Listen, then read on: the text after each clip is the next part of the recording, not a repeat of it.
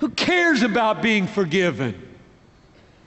Which usually causes people to say, I do. Why do you ask that? I ask it not because you don't, but because so many people don't know why they do. Why do you care about being forgiven? Now be careful here, because here's some sample answers. If I'm not forgiven, I feel crummy all the time. Guilt is, I don't like to feel guilty. Another answer would be, if my sins don't get forgiven, I'm going to go to hell. I don't want to go to hell. So I like being forgiven. Bad answers. Or at least very inadequate answers. What's the right answer? If your wife, pretend you're married, is mad at you, and rightly so, because you just said something totally demeaning out of your carnality, and there's ice in the kitchen, air, and her back is to you at the sink, manifestly and intentionally. You need forgiveness. Why?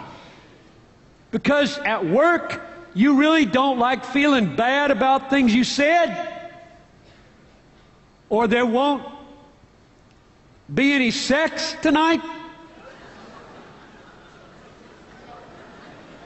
I tell you, the right answer why you should want to be forgiven is because you want her back.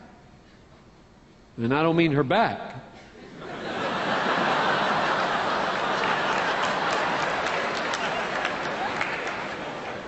I used to say, I like being against you, but not against you.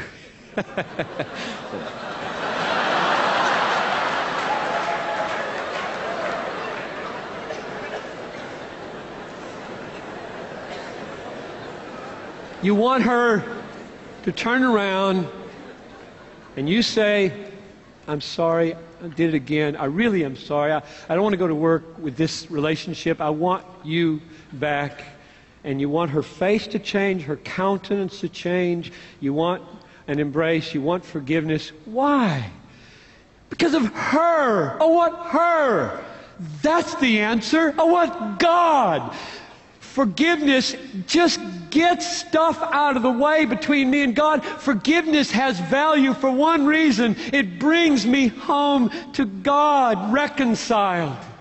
That's what I want pastors to get to. I want you to get there. I don't want you to stop at justification. I don't want you to stop at forgiveness. I don't want you to stop merely at objective reconciliation. I don't want you to stop at eternal life. I want you to push through all four of those, because the Bible does.